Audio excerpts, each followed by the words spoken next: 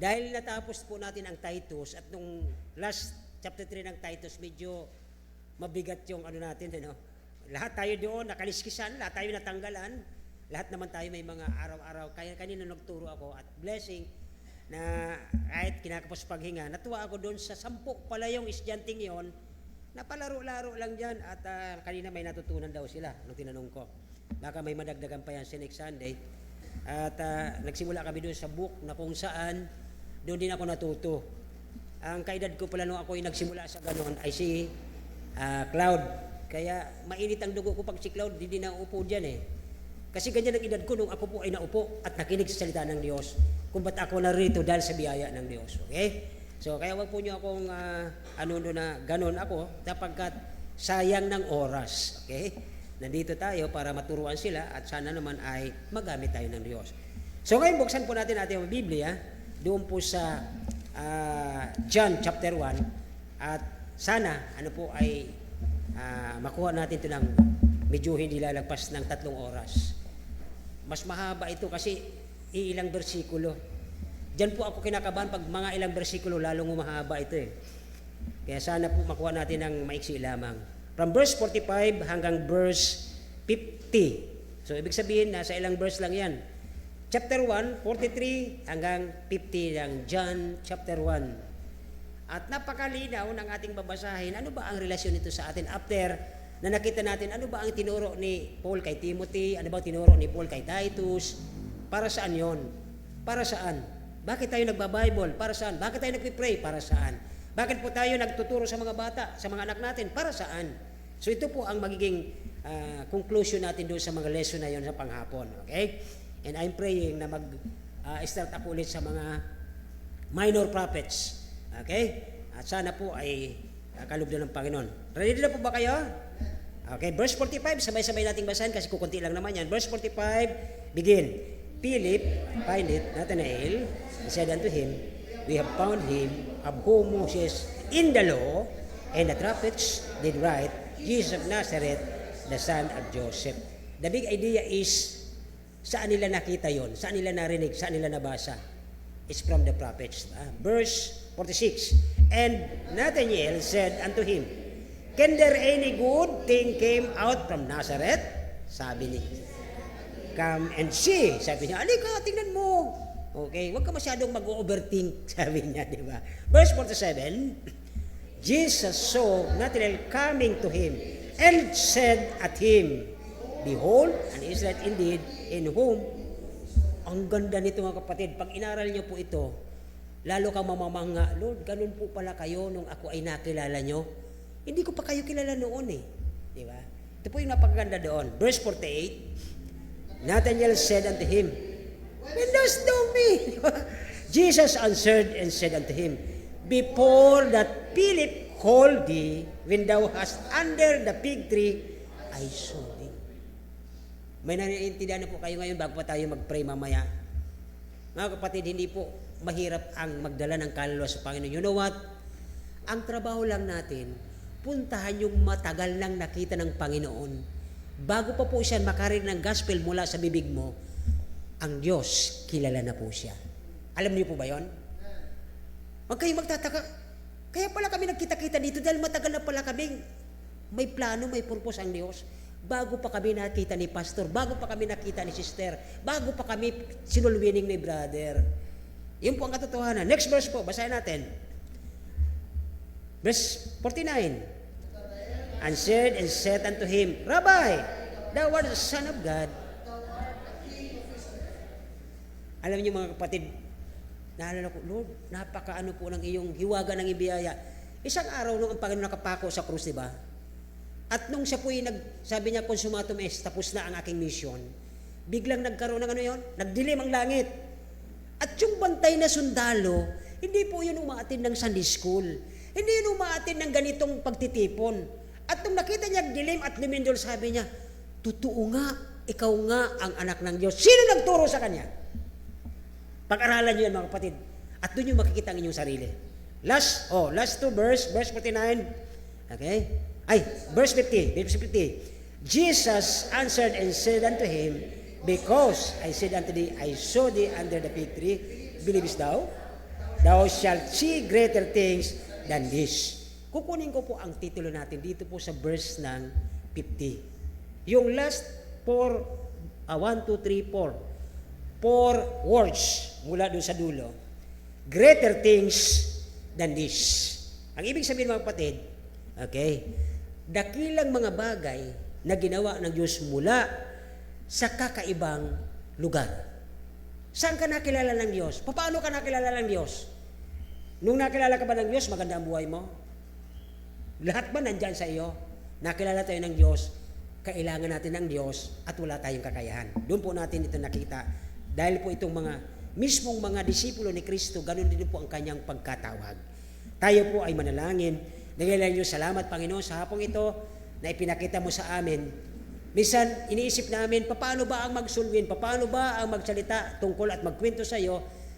At alam na namin ngayong hapon, Panginoon, na sa amin palang pagbabasa, na bago pa kami mag-isip ng mga bagay na iyon, alam na at kilala ng Panginoon ang mga gagamitin na tao sa amin upang sila ay mapahatdan ng biyaya na doon pa lamang sa kanilang kilalagyan, hindi man maganda ang lugar, hindi man maliwanag ang lugar, may kasalimutan man ang lugar, tumatawag ka sa anong kalagayan, sa anumang kaparaanan, sapagkat ikaw ang Diyos na makapangyarihan, Diyos na kakaalam ng aming kabubuti, at ikaw ulan ng aming buhay. Salamat Panginoon sa kaligtasan, salamat sa pagkatawag, salamat po sa hapong ito, nandito ang bawat isa upang mapaunawa mo, ano po ang aming tungkulin, ano po ang aming gagawin.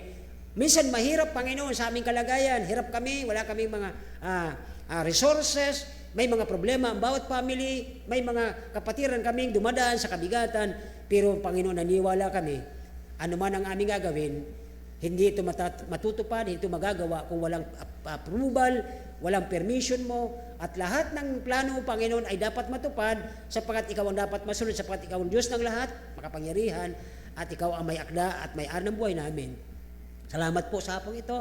Kayo po manala Espiritu magturo, mag-lead sa inyong tagapagsalita, buksan po ang puso at isipan, tagapakinig sa pangalan ni Jesus. Amen. Thank you very much. Okay? So, parang ano ang pinatutungkol ng sulat na ito ni John from verse 45 hanggang dito po sa verse 50. Okay? Unang-una sa lahat mga kapatid, okay? Kailangan nating pansinin dito, yung mga tao, ano po, saan ba sila nang galing? Minsan interesado tayo pag may dumating dyan, bumaba dyan sa bus, uy, saan kaya galing yan? Saan kaya yan uuwi? Ganun ang mga tao, masyado tayong mga, minsan nag-uusisa, nag-uusyoso. At dito po mga kapatid, masyado tayo mapagpansin sa isang persona. Ano po? Pinitingnan natin ang kanyang pamilya, saan ba siya nagmula, ano bang background ng family niyan, at pagkatapos, ano bang mga kapitbahay niyan, ano ba ang history niyan, ano ba ang kultura niyan, yan ba ay, alam mo na, di ba, mga advanced thinking natin. Ano po? At dito sa binasa natin, ito yung buong ilustrasyon ng isang taong influential na ito po ay nagsimula sa isang mababang pasimula. Ano po? At dito, ang kwentong ito ay nakakahawig kung paano tinawag ang mga disipong ito. Kilala niyo po ba si D.L. Moody, ang pinakamagaling na preacher ng mga Baptist? Si D.L. Moody po ay isang orphan. Ito po ay isang nalagaan lang sa isang palaki na mga bata. Lumago ito na hindi nakatikim ng luxurious life, hindi nakatikim ng siguro bisikleta, hindi nakatikim ng may motor, hindi nakatikim ng may kotse. Ang kaibahan natin sa panahon natin ngayon, at ito nga po ang medyo nalulungkot ako, ang kaibahan ko na ako po ay nandito na, ang dami na akong resources, pero hindi ko pa sila lahat naaabot. And maybe siguro nag-iisip din po kayo, ano ba talaga ang tungkulin natin? Ano bang dahilan bakit tayo tinawag ng Diyos? Okay? At dito po sa story ni Nathaniel, isa po ito sa disciple. Ano po? At kung napansin nyo, nung bawat turo ng Panginoon sa bawat lugar, kasama nila ito sa si Philip. Naalala niyo isang pagkakataon na ang Panginoon ay nagpakain ng 5,000. Sino po ang tinawagan niya? Di ba si Philip? Sabi niya, Philip, gutom na yung mga tao, maghanda ka na ng pagkain sa kanila. Sabi niya, Panginoon, anong oras na? Lagpas na sa alas 11. Kung pandesal, kahit pagsama-sama yung mga pananiro dito, hindi natin maiipon ang 5,000. Mga kapatid, pansinin niyo po itong aliguri na ito, ng istorya. Mismong kasama ng Panginoon, nakikita niya kung paano ang Panginoon magturo, nakikita niya ang Panginoon kung paano mag-miracle, nakikita niya ang Panginoon na makapangyarihan sa lahat, nagduda siya doon sa utos sa kanya. Pwedeng mangyari sa atin ng mga anak ng Diyos ngayong panahon na ito. May mga dumadaan sa ating problem na minsan, Panginoon, matutulungan niyo ba ako rito? Nag-pray naman ako nung nakarang linggo, bakit di sinasagot? The same with Philip, na nung sabi niya, Panginoon, anong oras na? Hindi na kayang bumili kami sa iba-ibang mga panadero para pakainin ng mga taong yan. Doon naman po nakita ang isang paraan na ginamit ng Diyos ang isang bata. Nakita ng isang disciple, oy, may bata pala dito, may baon. Lagi po itong nakikita, at alam niyo po ito, paborito kong linya ito eh. Sabi ng bata, kung ako yon, bira kayo, alam niyo naman ang Panginoon tuturo maghapon yan, tapos ako nga, para sa akin ito, nagbaon ako. Tapos kayo, lalaki niyo na, hindi niyo naisip yon. Kung ako, okay. Ang maganda ron yung bata, hindi katulad ng isip ko. Sabi ng bata, bakit po? Kailangan ng Panginoon kasi papakain dito sa 5,000. Ay, ganun po ba? Sige po, para sa Panginoon ito. Nagawa niyo po ang tema dito. Bilang disipulo sila dito at bilang disipulo rin tayo ng Panginoon, bilang disipulo ito sila Nathaniel. Tinawag ito ng Panginoon before pa sa puntahan ng kanyang kamag-anak. May mga kamag-anak kayo, di ba? Alam namin ninyo na bago pa tayo pumunta sa kamag-anak natin para dalhin sa kanya ang magandang gospel o balita ng kaligtasan, kilala na siya ng Diyos eh. Alam na siya ng Diyos yan eh. Ang gagawin lang natin ay sumunod, trust and obey. Pero takot tayo, bakit? Doon tayo pumapasok doon sa pangyayari na yung kay Philip. Na siya mismo nagduda eh.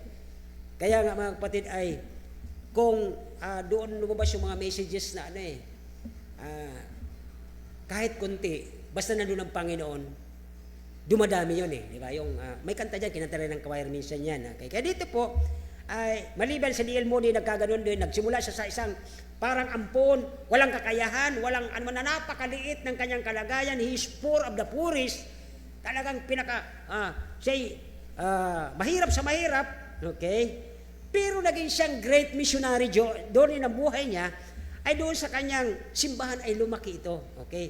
Kaya nga ito po ay minsan nagsalita ito sa isang convention ng mga matatalino, mga writer, kasama si Matthew Henry nung panahon, at saka yung gumawa ng Scofield Bible, sabi niya ganyan, yes, nagsasalita ako sa harapan ninyo ng mga magagaling, hindi ako binigyan ng Panginoon ng pagkakataon ng pag-aral at maging magaling, pero itinuro ko ang salita ng Diyos na kung saan ay inyo po itong inaral at nakagawa kayo ng mga commentaries. Okay, yun po ang sinabi dito ni Moody po nung isang minsan ay naimbita siya. Kaya dito po ay katulad ng mga pangyayari ito ng tinawag itong si Nathaniel, kilala na siya eh.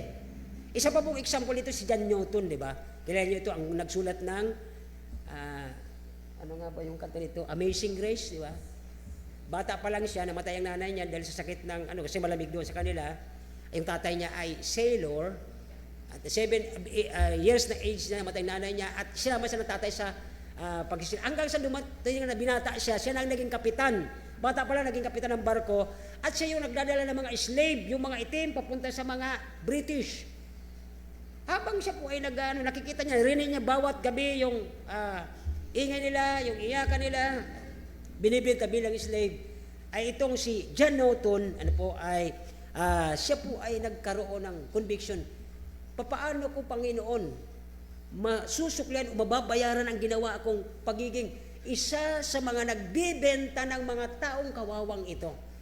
At alam niyo po ang nangyari, siya po ay nagpastor sa England at siya po ay namatay sa edad na 68 at nalaman niya na yung isinusulong na dapat bawal na ang pag-aalipin sa mga kulay black na mga tao doon sa lugar na yon ay naibulong sa kanya ng tao, siya po ay malapit ng mamatay. Ang ibig sabihin, ginamit siya sa mga bagay na hindi natin alam. Ibig sabihin mga kapatid, ang puntong ito na aking mga binabanggit sa inyong mga kwento ng buhay ng tao, pwedeng kayo po ay gamitin ng Diyos sa isang lugar na hindi nyo naintindihan, nasadla kayo sa lugar na may problema, pero ang hindi nyo alam, gagamitin kayo ng Diyos sa isang malaking paraan na may mga kaluluwang makakikilala sa Panginoon. Yun po ang kagandahan dito. Kaya dito po ay simulan natin sa verse 45, ay dito natin makikita ang masayang deklarasyon o declaration ng taong itong si Philip. Sabi niya dyan, notice in verse 45, nung nakita ni Philip si Nathaniel, ano po, ang maganda dito kay Philip, maliban na sa kanya nagkaroon siya ng pagdadalawang isip noon na pinaghahanap siya ng pagkain, isa po si Philip na soul winner. Lagi siya naghahanap ng magiging kasama niya para makakilala sa Panginoon. Look at this verse 45. Tingnan po natin ang verse 45. Okay? Sabi dito, Philip find it, Nathaniel. Ano po? Sa Tagalog, hinanap. Diba? Natagpuan pala. Okay? Ni Felipe si Nathaniel at sinabi sa kanya, natagpuan namin yung sinulat ni Moises. Mga kapatid, ano ang mapansin nyo sa buhay ni Philip? Ano po napansin nyo sa pagkasulat? Saan niya nakita ang kwento kay Jesus? Sa sulat ni? Nasaan ba yung Moses na yon? Bago pala tayo gamitin ng Panginoon sa mga kaluluwang medyo delikado, delinquent, mahalaga po ang kaluluwa sa harapan ng Panginoon. Bago pala kayo gamitin, at ako, dapat pala alam natin kung nasa ang lugar ang mga yon.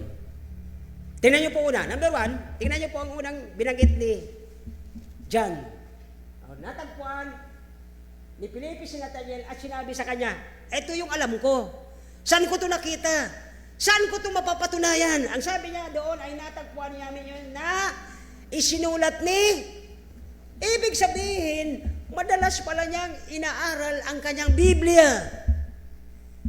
Gusto mong magkaraan ng madala ang kamag-anak mo sa Panginoon, ikaw mismo ayaw mo mag-aral ng Biblia. Tama po ba ako? Hindi ako nagagalit sa inyo. Pero yung po ba, ayon sa nakita natin kay Philip, dahil siya po ay talagang bawat lugar pupuntahan niya, naghahanap siya ng kwentuhan niya dahil alam niya ang kwento ng Moses na ito. May kwento ang Moses na ito sa tungkol na darating na tagapagligtas at kanya itong natagpuan sa persona ni Jesus. Nakakuha po ba natin? Okay, kung kayo ginaantok na, hindi niya ito makukuha. Next, okay? Mahilig si Philip mag-witness. Bakit po? Tingnan niyo po ito. Sabi niya, ipinakita sa kanya na ito'y binasa niya at naramdaman at nakita niya mismo sa persona ni Jesus. Ito na yung sinasabi ni Moses. Ito yung prophecy. Ito yung pangako. Kaya po siya, dahil siya ay mahal niya.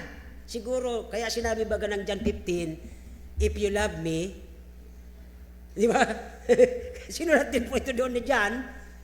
Dahil siguro sa puso ni Philip, mahal niya ang Panginoon. Kaya anumang sinabi niya sa Bible, kahit i-scroll pa nung araw yun, hindi katulad dito ngayon kasi naka-bookbind, noon naka-rule ito, dahil mahal niyang gawain at salita ng Diyos, excited siya. Lagi siya naghahanap ng kikwentuhan. Bakit? Punong-puno ang utak niya. Hindi katulad natin, empty. Paano tayo magpapakain? Tayo mismo kulang. Tama po ba? Minsan may mga Kristiyano, inaasa na lang sa pastor ang pag-aaral. Bakit tayo may kanya-kanyang Bible? For us to find out who, where, when, and what. So siguro ganun po ang nangyari dito sa verse 45. Sabi ni Nathaniel, natagpuan mo na siya. Sabi ni Philip, oo, ito yung sinasabi ng nabasa namin na sulat ni Moses.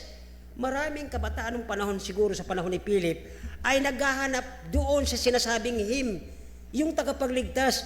Maliban sa mga Saduceo at Pariseo, anuhan sa'yo, sabi ng mga Koreano, ano sa'yo, di ba? At least lumagpas na yun, may bago na ngayon, mga short stories sa YouTube, kaya doon tayo na-addict.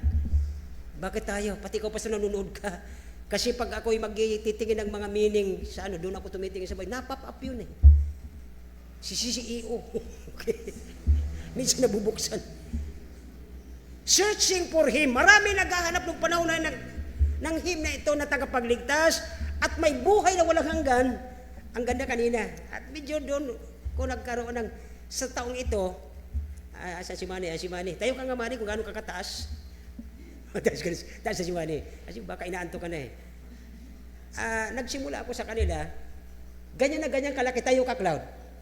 Ganyan kamani, at yung mukha mo mabilog. O, nakita mo? Ganyan yung itsura mo nung tinuruan ko kayo dito, kaya sabi ko, babalik ako doon. Baka may maka-second money pa ako. Lord, sana po. Sayang naman sila, paikot-ikot lang dyan, naghahanap ng gabulan, nagkakakuha ng mangga, naglalaro ng cellphone. Sayang! Si Manny, ang sesya ng buhay ni Manny ngayon, di ba? Yung paborito niyang subject, andun. Binigay talaga ng Diyos eh. Bakit? Pagkat ang anak ng Diyos, inaalagaan ng Diyos yan eh. So, dito si Philip, mga kapatid, sabi ni Philip sa kanya, maraming mga kapatid naghahanap sa lalaking ito na tagapagligtas, na Misaya, sabi ng Biblia. Ang Israel, alam na alam po ito eh. Sapagkat sila po ay dominion o under ng Roman Empire ng panahon, marami naghahanap. Pero alam nyo, di ba? Mismo yung anilang hari ba yung tawag doon? Yung pinakita si Christ, pagpasok ni Christ, nagsasamba sila, husana, husana ng mga palaspas. Yung mga damit nila, hinuubad, nilalagay sa daanan ng kanyang asno. Pero nung palabas, anong sabi nila? Nung palabas na, sabi ng mga naghubad, naglagay ng palaspas, iba ako sa krusya. Diba? Mga kapatid, ito yung dominated sila ng mga taong mga hangal ang kaluluwa. Walang pagkakilala sa Diyos. Pero itong maganda rito kay Nathaniel, ang bira, nung sinabi niya, oy, sabi niya, oo, bago ka pumunta si Philip doon, nakita, nakaupo ka doon sa ilalim ng at ma-advance ko ito, baka kasi makalimutan ko mamaya. Mga kapatid, tanong nyo kayo, bakit kung nakita ni Christ si Nathaniel yun, di ba? Si Nathaniel doon sa ilalim ng igos, ano ang kanyang ginagawa? Unahan kayo. Palagay nyo, ang ginagawa ni Nathaniel sa ilalim ng igos. Ha? Nag-ano daw po? Kasi kinakain yung igos. Ang sa atin yung tabog. Tabog yun sa atin yung igos doon eh. Di ba? Kinakain na ngayon sa Pilipinas yun, pero nung araw, di ka namin kinakain yan. Tama yon. Pwedeng namimitas.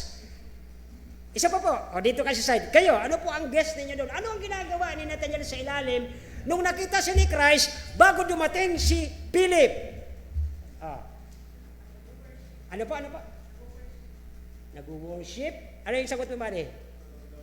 Ha? Tulog. Katulad ng inaantok na ngayon.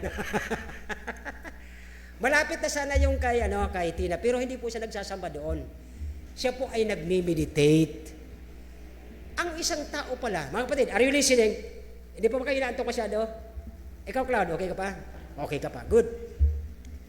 Kapag ang isang tao pala nagme-meditate, malayo kasi yun sa worship, kapatid. Pag sinabi kasi nag-worship ka, mayroon yung altar. At lumuluhod ka, at ang puso mo, pero yung nagme-meditate ka, ito yung example ko doon sa kabayo o yung sa baka, di ba? Kumakain silang damo, tapos pagka nagpapahinga sila sa ilalim ng puno, nilalabas na yung kinain nilang damo, tapos dinanam-nam nila yung lasa ng dahon na yun, sabi niya. Anong tawag doon? Meditation. Mas gusto pala ng Panginoon ang ganun. Bakit niya nakita yun sa pagkakataong yun? Because Christ power, ang tinitingnan niya, natutuwa siya, nag-glorified siya sa isang taong nagmumuni-muni ng mga nais niya sa buhay ng taong ito. Ang tanong ulit, ayan na naman, puro ka naman tanong eh. Ikaw naman yung nag-aaral. Kristiyano na ba si Nathaniel noon? Hindi pa. Binasa natin, di ba? Maiksi lang yan eh. Ang tanong ko po, Christian na po ba siya? Hindi pa. Di ba? Katatawag pa lang po. Kasi doon po sa time na yon, kaya doon pagsagot niya, di ba? You are the Son of God. Doon lang po siya binigyan ng instruction ng Panginoon. Kaya dito po ay pagmasaya. Ito yung aking dyan sa verse 45. Bakit may mga taong masayang-masaya nagwi-witness na kahit sinong matanda, ay talagang kahit sinong bata o ano man, talagang gustong-gusto niya, you know what? Yung overflowing sa kanyang meditation, nung nakabasa ng isang chapter, habang minimeditate niya ito, lalong dumadami, nabubusog siya, at habang busog siya, siyempre mag-output siya, di ba? At habang nagkakaroon po siya ng mga bagay-bagay sa isipan niya, gusto niya itong ituro, at nung punong-puno siya, ito po ang ano sa atin, ito ang lesson sa atin ngayon. Hindi ka pwedeng magturo kung wala ka namang alam. Hindi ka pwedeng magturo kung hindi mo naman inaral. Tama po ba? That is the time, bakit may mga taong masayang-masaya katulad ni Philip na gusto niya kaagad magturo. Pero bago pala niya makilala ito, nakita na ito ng Panginoon sapagkat alam ng Diyos kung sino ang Kanya. Tama po ba? Alam ng Diyos kung sino ang Kanyang mga anak. At maraming nagpe-pretend na anak sila.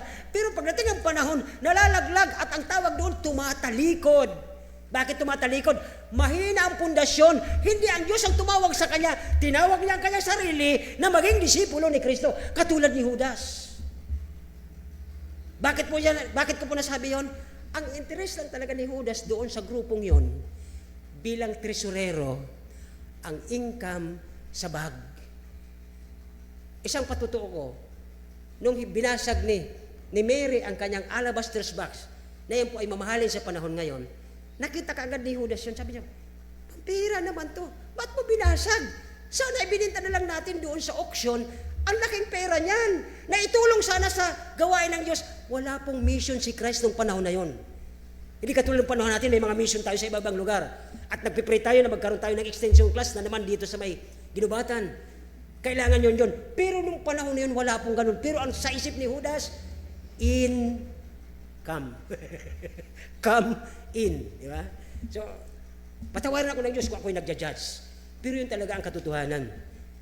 Hindi siya naghihinayang doon sa pagbabasag, naghihinayang siya doon sa income. Okay? So dito po ang pangalawa. Ang isa pa doon na masayang-masaya tayo pag tayo ay nakatanggap ng kaligtasan. Masayang-masaya tayo pag nung lalo kanina mga kapatid sa Sunday School. Kaya in-invite ko kayo. Agahan nyo sa Sunday School. Para hindi lang akong lumago. Habang ini-explain ni Preacher David yung nangyari sa Israel, lalo po ako nang nililiit. Biruin mo, ginawa na ng Diyos ang lahat. Lahat ng kanto, inayos niya, pinatag yung dadaanan, yung dagat, hinawi niya para makatawid. Pero anong ginagawa nila? Nagmamalaki. Dito po ay, tayo po ay masayang-masaya, overflow ang ating kagalakan, ako'y naligtas, uy, alam mo ate, tita, lolo, lola, alam mo ba na gusto kong makita kayo doon sa kalangitan at hindi kayo mapunta ng langit? Bakit? Ang kabayaran ng kasalanan ay kamatayan. At yun po tinuro ko kanina doon. Sabi ng mga bata, ano yung ibig sabihin ng kabayaran? Sino sa inyong may tatay at nanay na nagtatrabaho? Anong tawag doon sa bayad nila? Sweldo po. So therefore, sabi ko sa kanila kanina, pag kayo gumagawa ng kasalanan sa mata ng Diyos, nagsisweldo kayo. Iipon kayo ng sweldo. Pag kayo ay nagkaroon ng maraming sweldo ng kamatayan sa impyerno, kawawa kayo. Lumaki yung mata nila. Sabi ko, di po kayo tinatakot. Sapagkat ang kabayaran ng kasalanan ay kamatayan. So dito po ay gustong-gusto natin ihayag ang Kristong nagdusa sa krus para sa atin at maliban doon ay overflowing sa puso natin na kahit wala ka pang kain, parang busog na busog ka, gusto ko pang magsulwining. Pero ngayon mga kapatid sa panahon natin, nandito na lahat, mayroon na tayong mga motor, mayroon na tayong mga four wheels, mayroon na tayong mga pamasahe. Bakit hindi na nangyayari? Kulang na ang puso natin ng kagalakan sa pagsunod sa gawain ng Diyos. Balikan natin ang verse 45. Sabi rito, okay? Sabi ng verse 45 again, Philip find it. Naghanap si Philip ng pwede niyang paglabasan ng kanyang mga natutunan. Ito po ang problema. Hindi ko po sinisising kayo ito. Maraming tao, puro input, walang output. Yun po ang parang sinutukoy dito sa part na ito. Kaya, specific yung pagkahanap niya kay Nathaniel, hindi siya nagsabing, pupunta kay Nathaniel, tapos pumunta kay Juan, di ba? Specific po tayo. Pag nag-pray ka ng isang tao, Lord, sana po makausap ko ito tungkol sa kaligtasan. So be it. Wag na kayong, Lord, pinag-pray ko si John na makakilala sa iyo, nagpunta ka kay Peter. So yun po ang nakikita ko dito sa verse 45. Pangalawa, maliban na special find o specific search ang ginawa ni Philip, natagpuan niya, sabi niya, natagpuan ko ng tagapagligtas. Eksakto ang kanyang kinikwento. Hindi siya nagkwento ng kanyang testimony, hindi siya nagkwento ng kanyang ginawa sa buhay niya, kung ano nangyari sa kanya. Hindi, tinuro niya ang Kristong tagapagligtas. Okay? I found Him. Pangatlo, ito po yung scriptural fulfillment na tupad. Bakit po, ano sabi niya sa verse 45? Yung isinulat ni Moses tungkol sa mga propetang ito, ang tagapagligtas, dapat pang magsusulwiling kayo, ikwento nyo yung talagang tagapagligtas, hindi kung ano-ano. Okay? At pang-apat, ito po yung identification ng kanyang statement. Sabi niya, natagpuan ko talaga ang Kristo ng Nazareth. Sabi niya, Jesus of Nazareth, the son of Joseph. Ngayon, kung yung taong kausap niya, si Nathanael, sabi niya, ay kilala ko si Joseph, kapitbahay namin. So hindi po siya maniniwala dahil dala ng balita ng tao. Kapag tayo po ay nagdadala at susulbin, nagdadala ng magabuting balita, number 1 natin gagawin. Huwag niyo pong kakalimutan ito. Mag-pray tayo, Lord, samahan niyo po ako. Ilig mo ang aking bibig. Bigyan mo ako ng wisdom kung paano ko siya kausapin. Dito po ang nangyari, ganon kay Nathanael. Ano po? Sinabi nito ni Philip at sumagot siya. Verse 46 na po tayo. Pangalawa. Okay? Nagkaroon po siya ng masayang declaration. Dito naman po, mayroon ditong hindi magandang nangyari. Verse 46, basahin natin. Sabi ng 46, okay? And Nathanael said unto him, okay, can there any good thing? May mabuti bang nangyayari sa Tagalog? Sinabi sa kanya Nathanael, ano po, mayroon pong mabuting bagay na maaaring manggaling. Medyo nagsalita ng medyo harsh na pag-uugali at medyo judgmental na salita itong si Nathanael. Okay? Mayroon bang mabuting bagay na maaaring manggaling sa Nazareth? Napapansin niyo po ito? Parang minsan pupuntahan mo yung mga anak mo, ano naman makukuha ko kung susulminin ko to? Kaaway naman yan ng pamilya namin. Mabuti nga, para kayong si Jonah. Si Jonah, inutusan ng Diyos, napuntahan yung Nineveh. Sabi niya, mga kaaway ko yan, inapi ako yan. Inapi ang family ko yan. Pinapapatay kami. Sumpahin kayo ng Diyos, hindi ko kayo kukwento ng kaligtasan, hindi ko kayo wawarningan. Sana mamatay na kayo sa sumpa ng Diyos na darating. Hindi ko kayo ipipresan. Hindi ako magpipres sa inyo. Ganun na ganun ang ugali ni Jonah. Pero alam niyo mga kapatid, ang Panginoon may second chance. Dito po sa puntong ito, nagkaroon ng harmful attitude. Kanina, happy sana ang kanyang declaration. Pero dito po nagkaroon ng medyo hindi magandang attitude dito si Nathanael. Ano po? Ang kanyang response doon sa kanyang salita, sabi niya, napakarami ng panahon. Ano po? Na dahil sa mga difficulty siguro sa buhay nila, sabi niya, ang Nazareth ay isang magandang lugar sana. Okay? Hindi naman ito masyadong kilala, sabi niya. Pero, ang sabi ng mga scholar dito mga kapatid, that Nathanael was an honest concern as well as possible casting an aspersion. Ano po? Siya po ay isang may kumbaga yung nagbintang na rin siya. Nagkaroon na talaga siya ng hindi magandang kaisipan dito. Mayroon kasing sinasabi ang scripture dito mga kapatid na sabi doon sa Nazareth, ano po, isang syudad na ito ay punong-puno ng propesiya tungkol sa Misayang darating. Pero pagdating ni Philip nung siya po ay nagkukwento na ito kay Nathanael, mga kapatid, ang kanyang announcement, sabi niya, nakita ko na, natagpuan ko na, sabi ni Philip. Mayroong mga tao doon na siguro, ano po, ay nagdidiskusyonan doon, para mga usisiro ang nangyari, ano po. At dito ay nakaharap nila ito.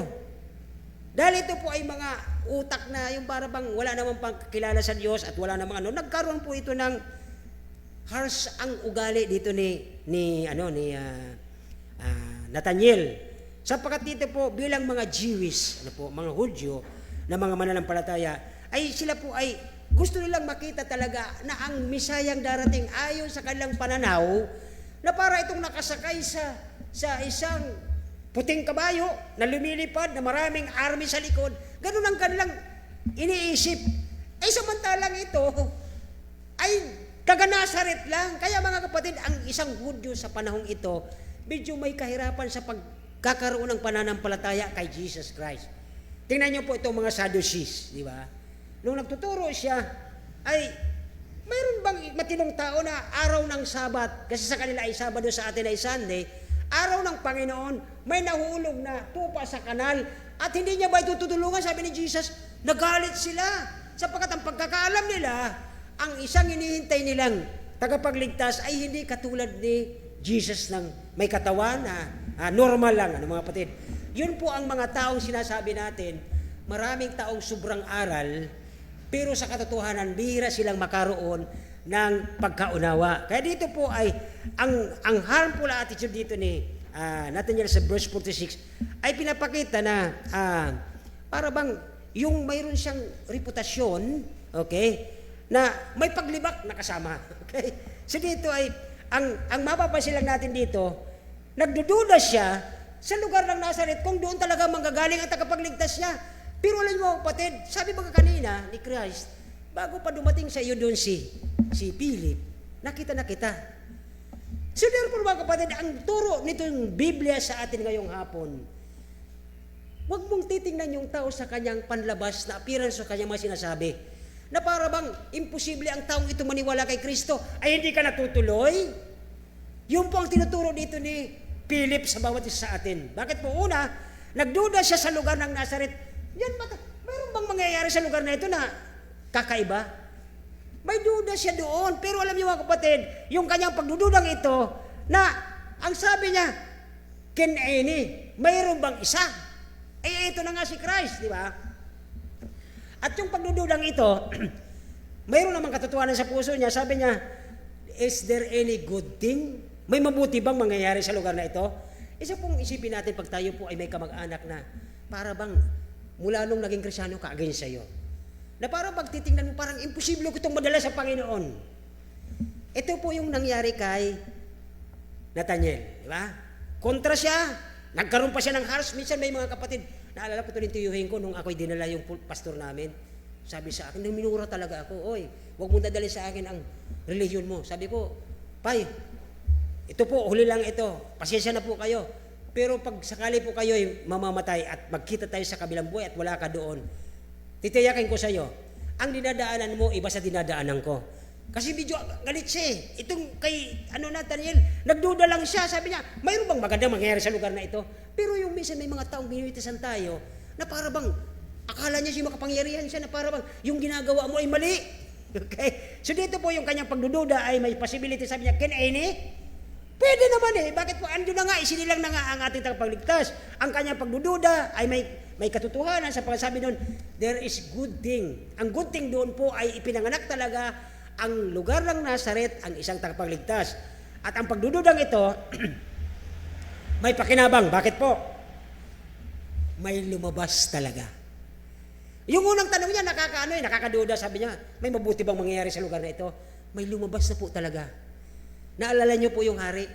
Sabi doon sa tatlong mago, ay, mga sir, pagka natagpuan niyo na po, balik po kayo rito. Ibig sabihin, mayroon talaga sa Nazaret na mabuting bagay.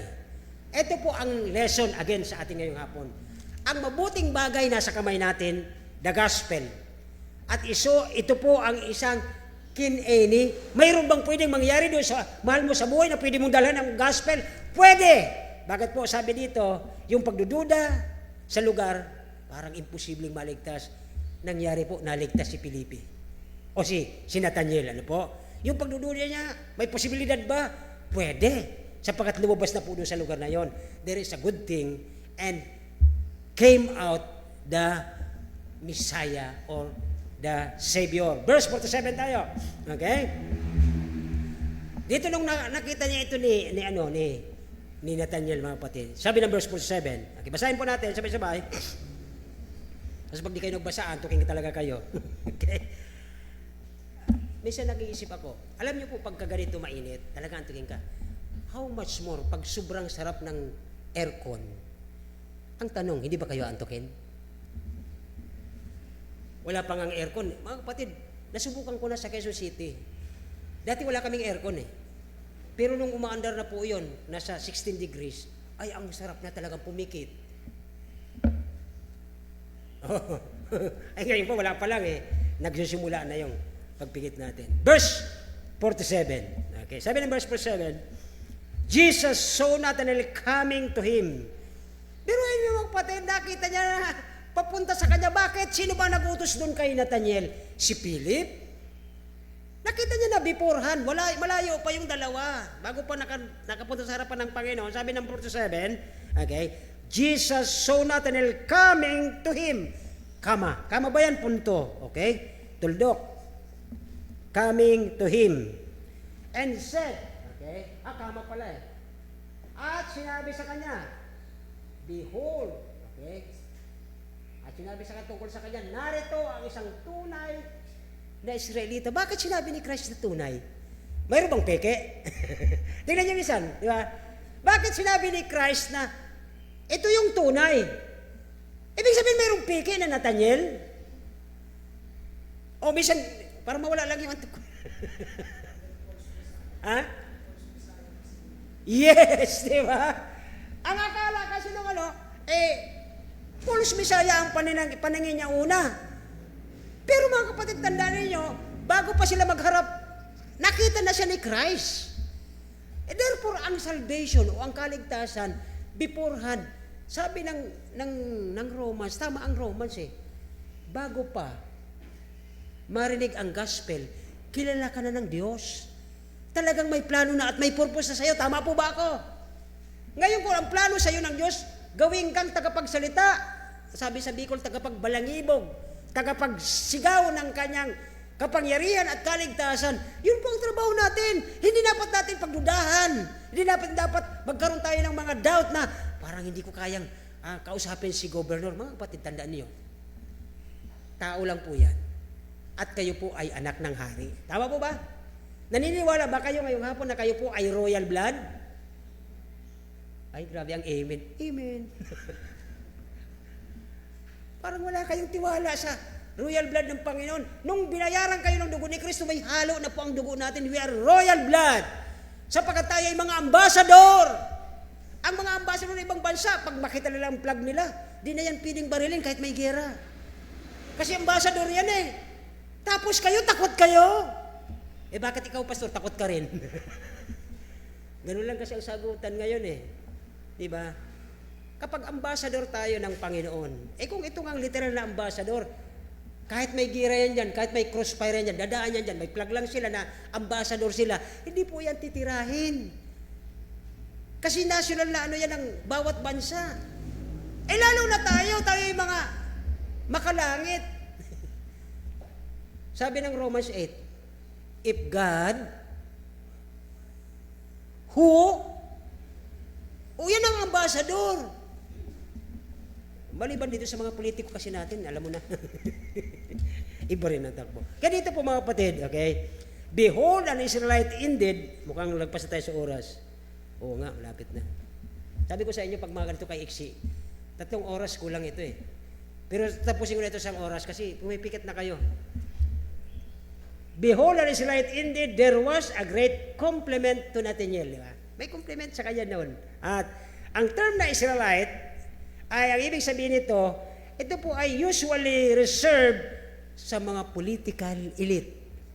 Medyo kiniliti siya. Uy, special pala ako dito kay Jesus. Medyo nakiliti siya doon. Okay? At doon po mga kapatid, ang Panginoong Jesucristo, ina-acknowledge ni Jesus na si Nathanael ay isang patriot, makabayan. Di ba? He received Nathanael had a godly motive. Kasi si Christ ay makapangyarihan yun naramdaman niya kagad. Iba ang ibig sabihin niya doon. Okay? Kahit halos ang pagkasalita niya, ibig sabihin, mahal niya ang lugar ng Israel na para bang dahil siya po ay isa sa tinawag ng Diyos, mayroon siyang dahilan para, Lord, sana itong bayang ito ay maligtas. Ang tanong ngayong hapon, mayroon po ba kayong prayer katulad nito? Lord, sana po ang kalugar ko makakilala. Isa sa dahilan kung bakit hindi na po gumakilos, nung kami po nasa Bible College, isa sa lumabas sa aming mga, parang nagtisis kami, isa sa dahilan kapag ka ang isang simbahan ay yung damo sa harapan ng kanilang gate ay malago na, wala nang pumupunta. Kung tingnan natin, kung tayo ang mga soul winner katulad ni Philip, ano ang mapapansin yung dahilan na hindi na tayo nagagamit ng Diyos? Kayo po makakasagot yan. Amen? Mga kapatid, maganda ito. May nakita akong nag-post. Okay naman yung mahal na mahal mo ang gawain ng Diyos. Inuubos mo yung pera mo doon. At kahit anong oras pinupunta mo yun. Pero wag naman sanang iwanan mo ang Kristo dahil sa ministry mo. Di po ba? Oo nga, walang problema yung mahal na mahal mo, yung Bible study mo, lahat ginagawa mo para doon. Pero nakakalimutan mo na ang totoong parte mo, ang totoong gawain mo sa harapan ng iyong Panginoon na nagligtas, nagdusa para sa iyo. Kaya ito po ang isang bagay dito. At verse 48 na tayo. At sabi niyo, kailan pa ba yung matatapos, Pastor? Okay. Verse 48. Hanggang ano tayo? Okay, dalawa na lang. 48, 49. Okay. Verse 48. Sabi ng verse 48 po mga kapatid, okay, sabi ni Nathanael, Nathanael said unto him, kailan mo ako nakilala? Nagkaroon ba kayo dito ng nung panahon mga kabataan pa natin, Lord, ligtas mo ba ako talaga? Bakit ko mo nagagawa yung ayaw nyo? Bakit mo nagkasala ako na naman kahapon? Confirmation nyo talagang ikaw ay anak ng Diyos. Pero ngayong matured ka na, minsan natanong mo na ba ang sarili mo? Sabi dito ng verse 48, okay, tingnan natin ulit. Sabi ni Nathanael sa kanya, kailan mo na ako nakilala? Nakita mo ba ang pagkatagalog ko? Paano mo ako nakilala? Tama naman pala eh. Si Jesus ay sumagot. Di ba? Sabi niyo, Jesus, paano mo nakilala? Ulo tayo nagkita eh, grabe ka naman eh. Sabi niya ganyan. Okay. Ito na po ang sagot ni Jesus. Bago. Di ba? Before. Sabi niya, okay? Before that Philip called thee. Sabi niya, Daniel, halika na. Bago pa siya magboses, di ba? Bago pa siya mag-stop kapag naglalakad siya, ang dami pong nangyari. Bago siya tumigil, bago siya sumigaw, bago siya kumaway. Ano ang sabi ni Jesus? Bago ka tinawag ni Filipe, naunawa po ba natin? Nang ikaw ay nasa ilalim ng puno. Saan kayo nung kayo tinawag ng Panginoon? Ako po high school. Ganyan na ganyan itsura ko, inaantok ako. Second year. Alam mo, pastor, ang pinag-uusapan noon, alam niyo ang misis ng pastor namin, yung mga ipod, yung mga breastplate, ay talaga nga antukin ka, ano yung mga breastplate na yan, mga ipod na yan, ano yan? Ay talaga nga antukin ka eh. Pero alam niyo mga kapatid, pag ang Panginoon, tinawag ka, anong pipreach siya, tapos, nag-invitation, para akong sinaksak dito. Bakit alam niya ang buhay ko? Yung pala yung pagkatawag ng Panginoon. Sabi niya, si Jesus ay sumagot, bago ka tinawag ni Filipe, na ikaw nasa ng puno ng igos, nakita na kita. Alam ko, ang gamit ko sa iyo. Naalala niyo si Paul, mamamatay yun ng mga Kristyano. Pero siya po'y tinawag habang siya'y hinahabol ang Kristyano, nagkaroon ng biglang liwanag. Bago pa siya dumating doon sa lugar na nakaabang na ang Diyos, alam niya na. Diba? Kaya dito mga kapatid, ano ang purpose ng Diyos kay Philip? Ano ang purpose ng Diyos sa iyo at sa akin ngayong hapon? Bakit natin ito inaaral? Una po, para hindi tayo magtagal, okay? Ipinakita ng Diyos ang kanyang walang makakatakip na paningin sa bawat isa sa atin. Tama? God or Jesus penetrating eyes ay hindi natin pwedeng pigilan sa panunood sa buhay natin kung tayo'y sumusunod, kung tayo'y hindi gumagawa ng ating task.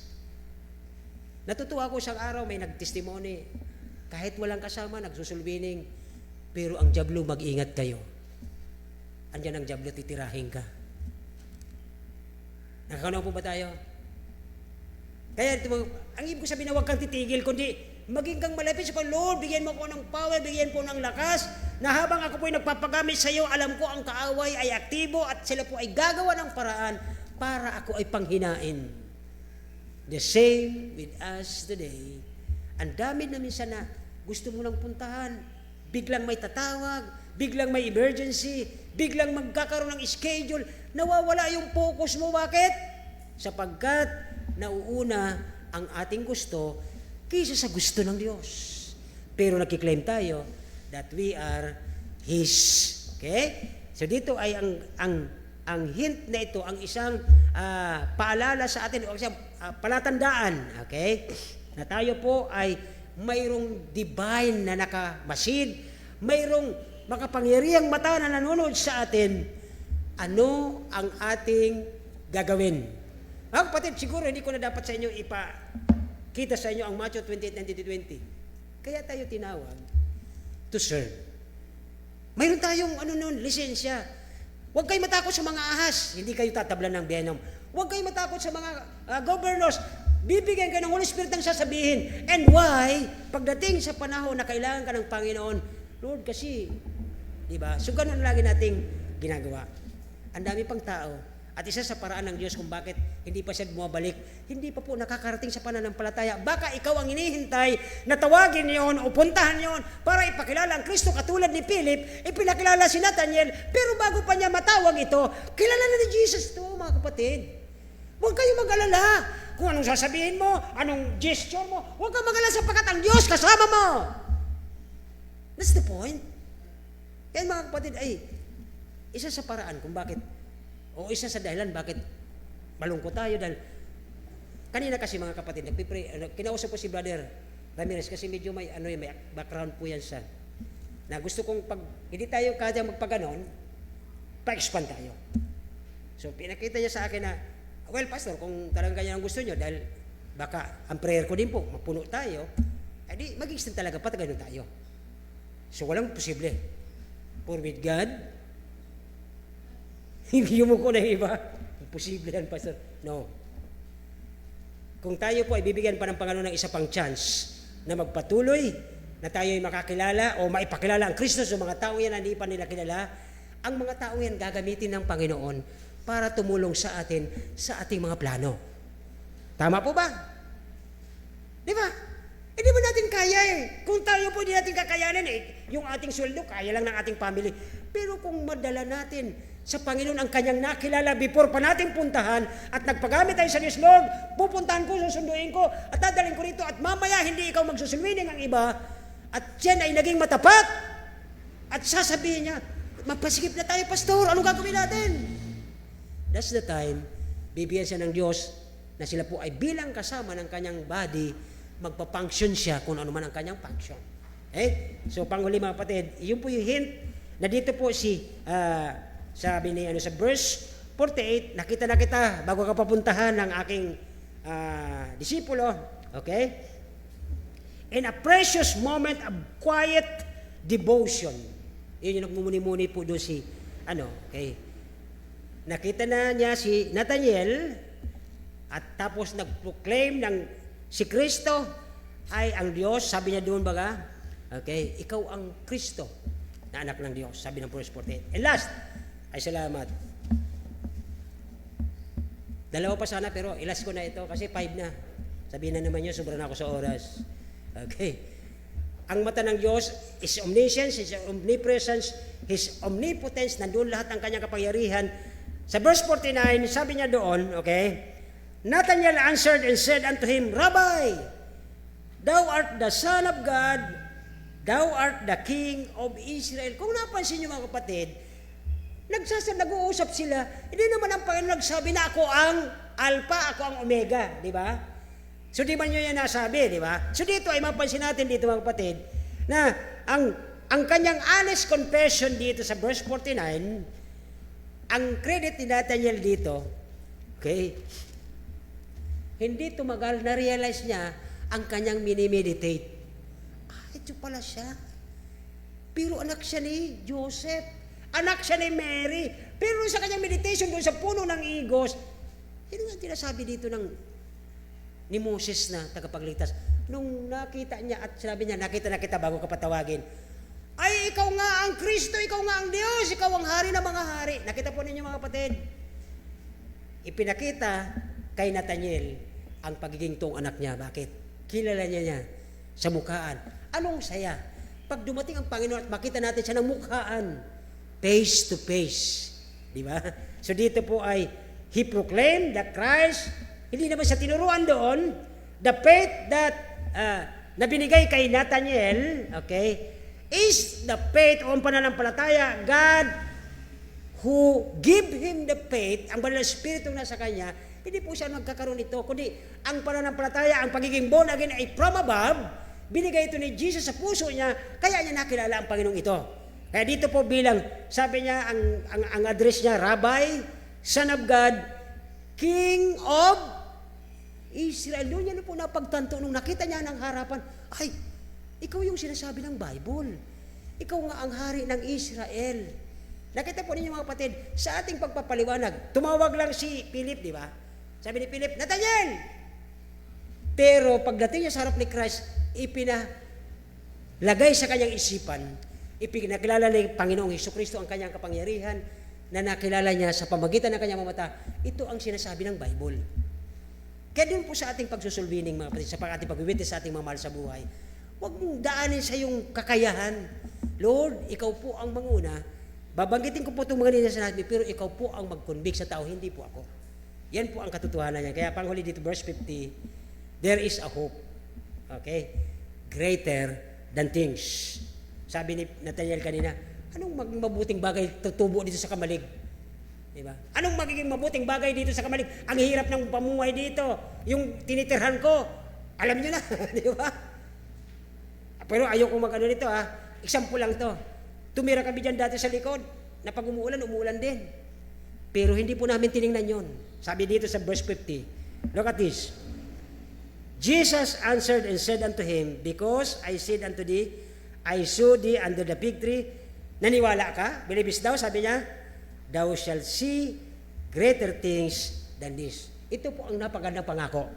Sa inyo po, na mga totoong Kristiyano, thou shalt see greater than this. Hindi lang po yung pagsusulbining. Baka isang araw, bigyan ka ng Panginoon ng karapatan.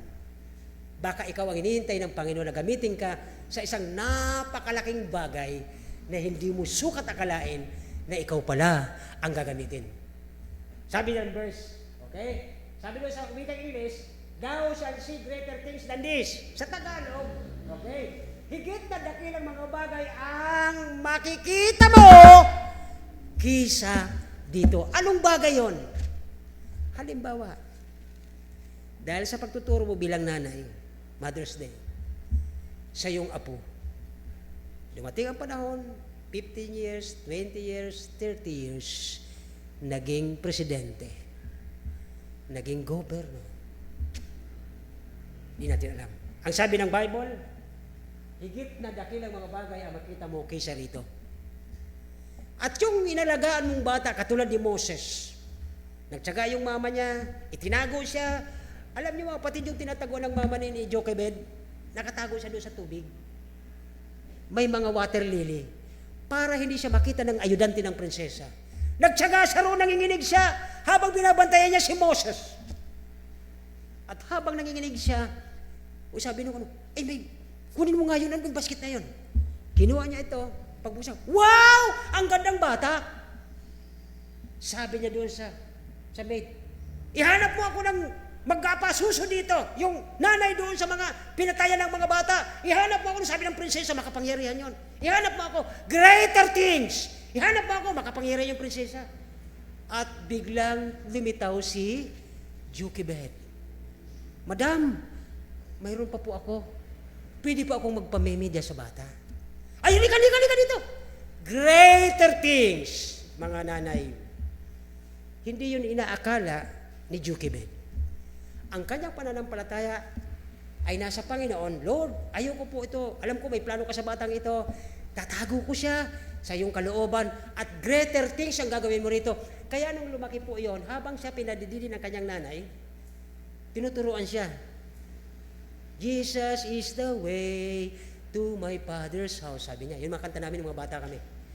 Hanggang sa lumaki si Moses, palaki siya ng mga Egyptian masters of astrology.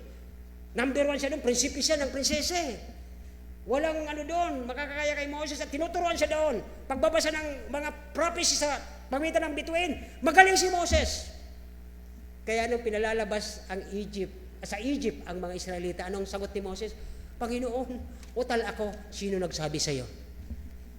Utal ka magsulbining? Sino nagsabi sa iyo? Sabi ng Panginoon, sino gumawa ng bibig mo? Anong sagot ni Moses? Anong sagot ni Moses? Sino gumawa ng bibig ni Moses? Sabi, ikaw po. Sabi ng Panginoon, gamitin mo. Puntahan mo si Paraon. Sabihin mo, 10 chances ang tigas ng ulo. Sa pang-10 ang kanyang panganay. Tagapagmana, pinagmamalaki, at magiging Diyos din sa lugar na yon, namatay dahil sa tigas ng ulo niya. Mga kapatid, ang nais ng Diyos sa hapong ito, bilang conclusion, great things can come from this strange place. Nasa bulod ka, nasa city ka, nasa likod ka ng munisipyo, may gagawin ng Panginoon ng strange sa buhay mo. Gagamitin ka katulad ni Moses. Gusto mong gamitin ka ng Panginoon sa mga bagay na hindi mo inaasahan? Patuloy kang magtiwala sa Diyos. Ang sabi sa atin, ang ating task, go ye therefore and teach. At turuan sila na maging tagasunod ni Kristo, magbaptize, at gawin natin sila uli na maging mga soul winner. Tayo po ay magsitayo at tayo magtatapos. As I promise, ayoko na sa inyong lumalagpas ng 1 oras, pero lumagpas pa rin tayo ng 5 minutes. Let's pray. Dakilang Diyos, salamat po sa napakadang mensahe sa buhay, Panginoon, ni Nathaniel, na bago pa pala kami, Panginoon, magpunta sa isang taong nais namin ipag-pray na makakilala sa iyo, ikaw na mismo, Panginoon, ang nakakilala sa Kanya. Kaya hindi na po mahirap sa Kanya pag nakita na po kayo at natanggap na kayo sa puso nila. Hindi na sa Kanya mahirapan magsuko ng Kanyang puso, magsuko ng Kanyang buhay para sa iyo. Lord, aking pong dalangin sa hapong ito, ang aking mga kapatid na nandito. Hindi lang po ako ang tagapaggawa mo sa lugar na ito. Hindi lang po ako ang tagapagsulwin mo sa lugar na ito. Lahat po kami na atasan mo. Mayroon kami mga tungkulin na dapat gawin para sa iyo. Lord, sa hapon pong ito, amin pong dalangin. Kahit isang kaluluwa lang po, kahit isang kamag-anak lang namin, Panginoon, makakilala sa iyo. Sapat na po, Panginoon, katulad ni Nathaniel, na bago pa namin sila kausapin, kilalaran niyo sila, Panginoon. Habang po tayo nakayuko, nakapikitid ng ating mga mata. Kung totoong ikaw ay tagasunod ni Kristo at may task sa iyo, may gawain na inaatas sa atin ng Panginoon, mangyari po lamang na kung maaari ay himingi tayo sa Diyos ng tulong. Lord, isang kaluluwa lang po, Panginoon. Siguro po, Panginoon, sapat na kami po ay makagawa ng aming tungkulin sa iyo. Habang po nakayuko ang ating mga ulo, nakapikit ang ating mga mata, Lord, lead me to one soul today. And teach me, Lord, how na siya po ay madala sa iyong Panginoon. Ang aking kaibigan ay lost in sin. He cannot find his way. O Lord, turuan mo po ako. Tulungan mo ako. Bigyan niyo po ako ng lakas ng loob na maikwento ka sa Kanya ang kaligtasan. Bago po tayo mag-close, mayroon po ba kayong nais hilingin sa mga, Lord, lead me to one soul today. Turuan mo ko, Panginoon, paano sasabihin sa Kanya. Gusto niyo pong gawin yan ngayong hapon bago tayo mag-pray. Lord, i-lead mo po ako, Panginoon, sa isang kaluluwa. Katulad po ni Nathaniel, bago ko po isa kausapin, kilala niyo na sa Panginoon.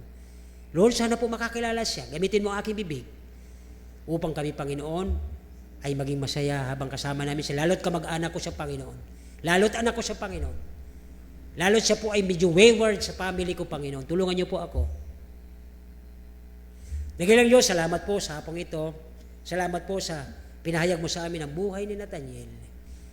Lord, aking pong dalangin na aking mga kapatid, katulad namin, nagnanais po kami, every time, kahit isang kaluluwa, Lord, i-lead mo po kami sa isang kaluluwa. At alam ko, Panginoon, alam namin na bago pa kami kumausap sa taong ngayon, nakita niyo na po siya, ano man ang kanyang kalagayan. Lord, sana po maituro namin ang kaligtasan, ang daan ng kaligtasan, ang Kristong nagdusa sa krus para sa kabayaran ng kanyang kasalanan. Kahabagan niyo po, Panginoon, kami. Lead us one soul, Panginoon, upang madala po siya.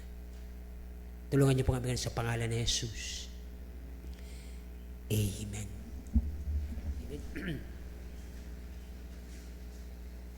Amen.